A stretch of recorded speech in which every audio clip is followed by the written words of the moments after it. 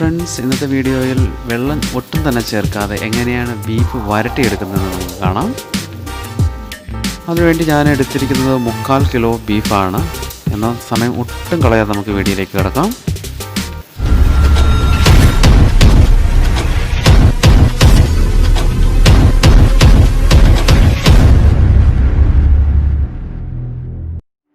ഇന്നത്തെ ബീഫ് എങ്ങനെയാണ് ഉണ്ടാക്കുന്നതെന്ന് നമുക്ക് ഈ വീഡിയോയിൽ കാണാം. കുറച്ച് മെത്തേഡൊക്കെ ഉണ്ടാകുന്നത് ജസ്റ്റ് ഒന്ന് ഫോളോ ചെയ്യുക. ആദ്യം തന്നെ എന്തൊക്കെയാണ് ചേരുവകൾ വേണ്ടതെന്ന് നമുക്ക് നോക്കാം. ഇവിടെ പെരിഞ്ജീരകം 1 ടേബിൾ സ്പൂൺ എടുത്തിരിക്കുന്നു. ഇഞ്ചി വെളുത്തുള്ളി അരിഞ്ഞെടുത്തത് 1 ടേബിൾ സ്പൂൺ. 3 പച്ചമുളക് എടുക്കാം. തേങ്ങാക്കൊക്കെ ആവശ്യത്തിന് എടുക്കാം. അതുപോലെ തന്നെ 4 സവോള നമുക്ക് എടുക്കാവുന്നതാണ്. അതുപോലെ തന്നെ 1 ടേബിൾ സ്പൂൺ ജിഞ്ചർ ഗാർലിക് പേസ്റ്റും ആവശ്യമായിട്ടുണ്ട്. ഇനി നമുക്ക് മസാലകൾ എന്തൊക്കെയാണ് വേണ്ടതെന്ന് നോക്കിയാലോ. ഇവിടെ നമ്മൾ എടുത്തിരിക്കുന്നത് 1 ടേബിൾ സ്പൂൺ മുളക് പൊടി, 2 ടേബിൾ സ്പൂൺ മല്ലിപ്പൊടി, കുരുമുളക് പൊടി 1 ടീസ്പൂൺ, ഉപ്പ് ആവശ്യത്തിന്, കല്ലുപ്പാണ് ഞാനിവിടെ എടുത്തിരിക്കുന്നത്. പിന്നെ കുറച്ച് കുരുമുളക് നമുക്ക് ചതച്ചിടാൻ ആവശ്യമാണ്. അതുപോലെ തന്നെ ഗരം മസാല 1 ടേബിൾ സ്പൂൺ, അതോടൊപ്പം തന്നെ 1 ടേബിൾ സ്പൂൺ മീറ്റ് മസാലയും നമുക്ക് എടുക്കാവുന്നതാണ്. കഴുകിയെടുത്ത് വെച്ചിരിക്കുന്ന ബീഫിലേക്ക് നമുക്ക് ഉപ്പ് ചേർത്ത് കൊടുക്കാം. അതുപോലെ തന്നെ മീറ്റ് മസാലയും മഞ്ഞൾപ്പൊടിയും മുളക് പൊടിയും നമുക്ക് ചേർത്ത് കൊടുക്കാവുന്നതാണ്.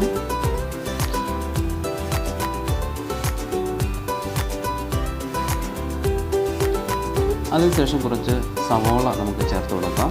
1/2 മുറി സവോളയാണ് നമ്മളിവിടെ ചേർത്തിരിക്കുന്നത്. പിന്നെ കുറച്ച് കറിവേപ്പിലയും ഇതുപോലെ ചേർത്ത് കൊടുത്ത് കൈകൊണ്ട് നല്ലതുപോലെ മിക്സ് ചെയ്ത് കൊടുക്കാം. കാരണം ഈ മസാലയൊക്കെ ഒന്ന് ശരിക്കും പിടിക്കാൻ വേണ്ടിയാണ് ഇങ്ങനെ ചെയ്യുന്നത്. ഇനി നമുക്ക് ശകലം റിഫൈൻഡ് ഓയിൽ ആഡ് ചെയ്യുക. ഇവിടെ ഞാൻ 1 ടേബിൾ സ്പൂൺ റിഫൈൻഡ് ഓയിലാണ് ആഡ് ചെയ്തിരിക്കുന്നത്. എന്നിട്ട് നമുക്ക് ഈ ബീഫ് നല്ലതുപോലെ ഒന്ന് വേവിച്ചെടുക്കാം. ഞാനിവിടെ 4 വിസിലാണ് അടുപ്പിക്കുന്നത്. ഒരു കാര്യം പ്രത്യേകം ശ്രദ്ധിക്കണം, ഇവിടെ വെള്ളം ഒഴിക്കാതെയാണ് നമ്മൾ ബീഫ് ഉണ്ടാക്കുക. അതുകൊണ്ട് 4 കൂടുതൽ അടിച്ചു കഴിഞ്ഞാൽ ഒരു പക്ഷേ നമ്മുടെ ബീഫ് കരിഞ്ഞു പോകാൻ സാധ്യത കൂടുതലാണ്. അതുകൊണ്ട് ആ കാര്യം കൂടെ ഒന്ന് ശ്രദ്ധിക്കണം. ഇപ്പോൾ നമ്മുടെ ബീഫ് നല്ലതുപോലെ വെന്ത് കിട്ടിയിട്ടുണ്ട്. നമുക്ക് ഈ സമയം നമ്മുടെ മൺചട്ടിയിൽ ഇതുപോലെ റിഫൈൻഡ് ഓയിലോ വെളിച്ചെണ്ണയോ നിങ്ങൾ എന്ത് ഓയിലാണ് ഉപയോഗിക്കുന്നത് അത് ഒഴിച്ച് നമുക്ക് കടുകിട്ട് കൊടുക്കാം. ശേഷം എടുത്തു വെച്ചിരിക്കുന്ന തേങ്ങാക്കൊത്തുകൾ നമുക്ക് ചേർത്ത് കൊടുക്കാവുന്നതാണ്. തേങ്ങാക്കൊത്ത് നമുക്ക് ചെറുതായിട്ടൊന്ന് ഇളക്കി കൊടുക്കേണ്ടത് വളരെ അത്യാവശ്യമാണ്. അത് ചെറുതായിട്ടൊന്ന് വാടിക്കിട്ടാൻ വേണ്ടിയാണ് കേട്ടോ.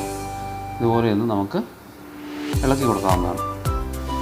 ഇവിടെ നമ്മൾ ഫുൾ സിമ്മിലിട്ടാണ് കുക്ക് ചെയ്യുന്നത്. അല്ലെങ്കിൽ നമ്മുടെ ബീഫ് കരിഞ്ഞു പോകാൻ സാധ്യത കൂടുതലാണ്. ആ ഒരു കാര്യം പ്രത്യേകം ശ്രദ്ധിക്കുക.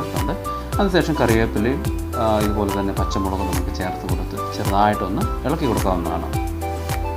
നല്ലതുപോലെ ഇളക്കി കൊടുക്കണം, അല്ലെങ്കിൽ കരിഞ്ഞു പോകാനും സാധ്യത കൂടുതലാണ്. ആ ഒരു കാര്യം പ്രത്യേകം ശ്രദ്ധിക്കുക. അതിനുശേഷം നമുക്ക് എടുത്തു വെച്ച സവോള ഇതുപോലെ ചേർത്ത് കൊടുക്കാവുന്നതാണ്. സവോള നല്ലതുപോലെ നമുക്ക് ഇളക്കി കൊടുക്കണം. സവോള അതിൻ്റെ ഏകദേശം ചെറുതായിട്ടൊന്ന് വാടിക്കിട്ടിട്ടുണ്ട്. ഈ സമയം നമുക്ക് കുറച്ച് ഉപ്പ് ചേർത്ത് കൊടുക്കാവുന്നതാണ്. പിന്നെ ബാക്കിയുള്ള മസാലകൾ ഇതുപോലെ ഓരോന്ന് വീതം നമുക്ക് ചേർത്ത് കൊടുക്കാം. മസാല കുറച്ച് കൂടിപ്പോയെന്ന് വെച്ചോ അല്ലെങ്കിൽ കുറഞ്ഞു പോയെന്ന് വെച്ചോ പ്രശ്നമൊന്നുമില്ല. നമുക്ക് പറഞ്ഞ പോലെ 1 സ്പൂൺ മാത്രം ഉപയോഗിക്കാവുള്ളൂ എന്നൊന്നുമില്ല. നമുക്ക് ആവശ്യാനുസരണം ഇവിടെ ചേർത്ത് കൊടുക്കാവുന്നതാണ്. ഓരോ വ്യക്തികൾക്കും ചില വ്യക്തികൾക്ക് നന്നായിട്ട് എരിവ് ആവശ്യമായിട്ട് വരും, ചിലവർക്ക് എരിവ് കുറവായിട്ട് വരും. അപ്പോൾ അതിനനുസരിച്ച് നമുക്ക് മസാലകൾ കുറച്ച് കൂട്ടി കുറച്ചൊക്കെ ആഡ് ചെയ്ത് കൊടുക്കാം.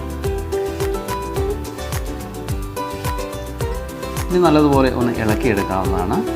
ഇപ്പോൾ മസാലയൊക്കെ ഒന്ന് ഡ്രൈ ആയിട്ടുണ്ട്, കാരണം വെള്ളം ചേർക്കാത്തതുകൊണ്ടാണ്. ഇടയ്ക്കിതുപോലെ ഓയിൽ ചേർത്ത് കൊടുക്കാവുന്നതാണ്. ഇതുപോലെ നല്ലതുപോലെ നമുക്ക് മിക്സ് ചെയ്ത് കൊടുക്കാം. ഏകദേശം കളറൊക്കെ ഒന്ന് മാറി വന്നിട്ടുണ്ട്, നമുക്ക് കാണാൻ സാധിക്കും.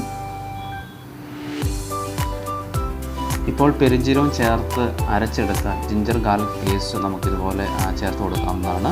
നല്ലതുപോലെ ഒന്ന് മിക്സ് ചെയ്യണം. ജിഞ്ചർ ഗാർലിക് പേസ്റ്റിൻ്റെ ആ പച്ചച്ചൊവയൊക്കെ ഒന്ന് മാറാൻ വേണ്ടിയാണ് നമ്മളിതുപോലെ ഇളക്കി കൊടുക്കുന്നത്. ഇപ്പോൾ നമുക്ക് കാണാൻ പറ്റും നമ്മുടെ ഗ്രേവി നന്നായിട്ട് വഴന്നു വന്നിട്ടുണ്ട്. ഇതുപോലെ നല്ലപോലെ ഇളക്കിയെടുക്കാം. ഇനി നമുക്ക് വേവിച്ച് വെച്ച ബീഫ് ഇതിലേക്ക് ആഡ് ചെയ്ത് കൊടുക്കാം. ബീഫും ഇതുപോലെ നല്ലപോലെ മിക്സ് ചെയ്ത് കൊടുക്കാം. മസാലയൊക്കെ ഒന്ന് നല്ലപോലെ പിടിക്കാൻ വേണ്ടിയാണ്. ഇനി നമ്മൾ കണ്ടിന്യൂസ് ആയിട്ട് ഇളക്കിക്കൊണ്ടേയിരിക്കണം. പ്രത്യേകം ശ്രദ്ധിക്കണം, നമ്മുടെ തീ എപ്പോഴും സിമ്പിളായിരിക്കണം. അതോടൊപ്പം ഇടയ്ക്ക് ആവശ്യാനുസരണം നമുക്ക് റിഫൈൻഡ് ഓയിലോ വെളിച്ചെണ്ണയോ ചേർത്ത് കൊടുക്കാവുന്നതാണ്. ബീഫ് ഏകദേശം കളർ മാറി വരുന്നതായിട്ട് നമുക്ക് കാണാൻ സാധിക്കുന്നുണ്ട്. എത്രത്തോളം നമ്മളത് ഇളക്കിയെടുക്കുന്നു അത്രത്തോളം അത് നല്ലതുപോലെ ഒരു ബ്ലാക്ക് കളറായിട്ട് കിട്ടും.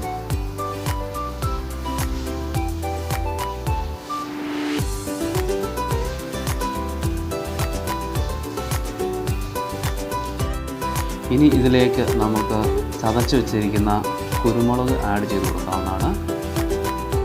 ഇപ്പോൾ നമുക്ക് കാണാൻ കഴിയും നല്ലതുപോലെ ആ ഒരു കളറൊക്കെ ഒന്ന് മാറിയിട്ടുണ്ട്. അതുപോലെ നല്ലൊരു ഫ്ലേവറാണ് ഇപ്പോൾ വരുന്നത്. അതിനുശേഷം നമ്മുടെ ബീഫ് ഏകദേശം 15 മിനിറ്റോളം അടച്ചു വെക്കാം. അതിനുശേഷം മാത്രമേ സെർവ് ചെയ്യാവുള്ളൂ. അപ്പോൾ ഒന്നുകൂടെ കളർ കൂടാനും അതുപോലെ നല്ല മസാലയൊക്കെ ഒന്ന് മിക്സായി നല്ലൊരു ഫ്ലേവർ ലഭിക്കാൻ വേണ്ടിയാണ് ഇങ്ങനെ ചെയ്യുന്നത്.